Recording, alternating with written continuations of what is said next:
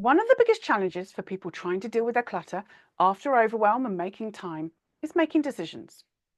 So, knowing what your decision-making style is can help you understand why you struggle, and it can help you to identify what will make it easier for you to make the right decision for you.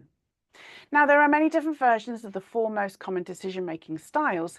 However, I'm going to share with you the one that over the last 25 years I've found relates best to those of us who struggle with clutter. So, it works on a grid system.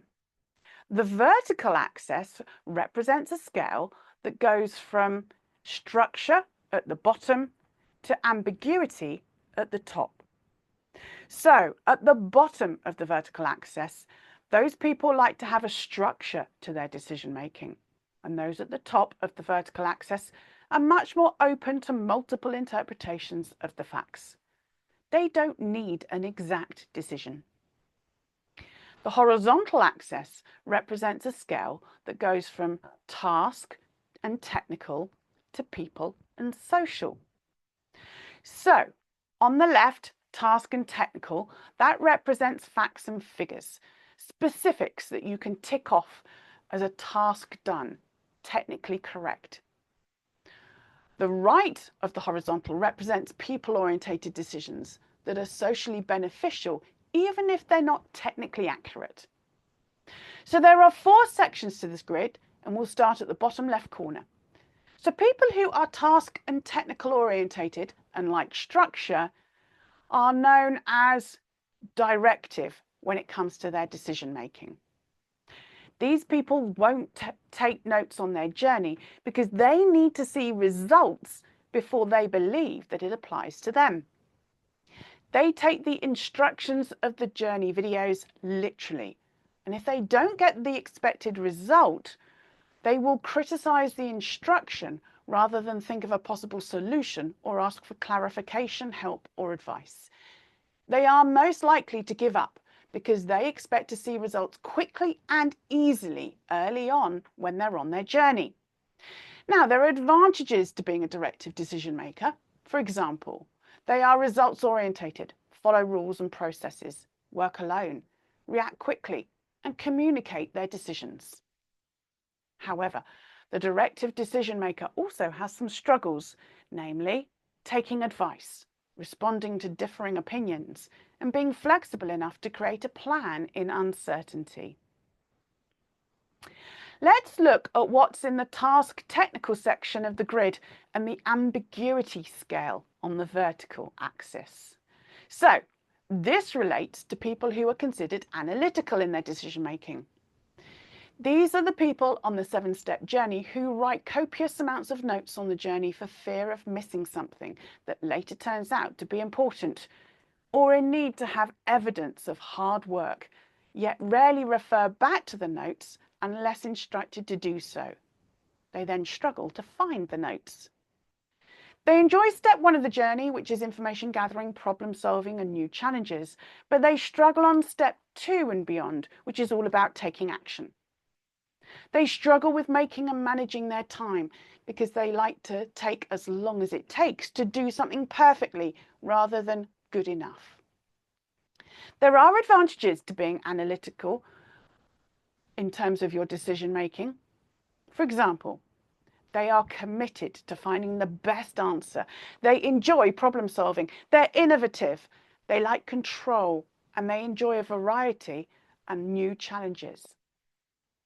On the flip side, the analytical decision maker struggles with making timely decisions because they take as long as they deem is needed to find the best solution. And they struggle to manage stress during the decision making. What about people who are ambiguous and focused on people or being social? What type of decision maker are they? They're conceptual. They like the idea of clearing their clutter, but they don't actually commit to starting their journey. For example, they think, what if? They are the eternal social gathering member.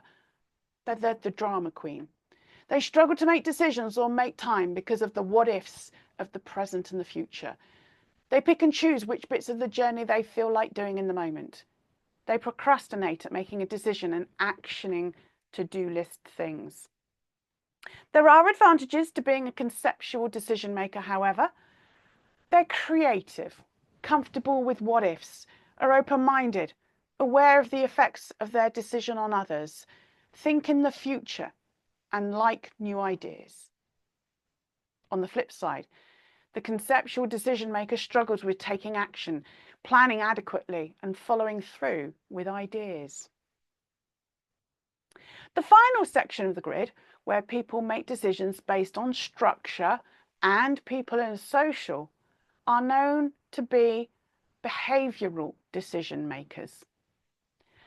They tend to struggle to make a decision because other people might not like their decision. They struggle most to protect their boundaries because of a fear of how to justify or explain their decision to other people.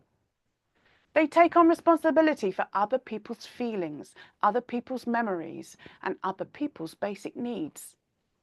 They take on responsibility for other people's clutter.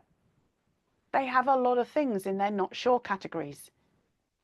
Just like the other decision-making styles, there are advantages to being a behavioural decision maker. For example, they're a team player, they're empathetic, they ask others for advice before making a decision, they use implied information, for example, by reading people's reactions, and they're good communicators.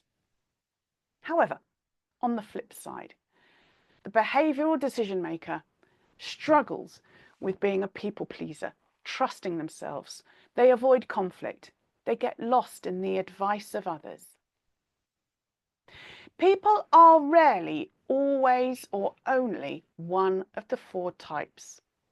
As with many things, we can have a dominant style in different situations, or a combination of the four. For example, at work, in your personal life, in relationships, and so on. So which type of decision maker do you think you are most of the time? How about in relation to your clutter? When you think you know, share in the comment box below. You can clear your clutter fast or you can clear your clutter forever, but you can't clear clutter forever fast. If you're ready to get the help and support you need to succeed and clear your clutter forever, click on the link with this video and find out how I can help you.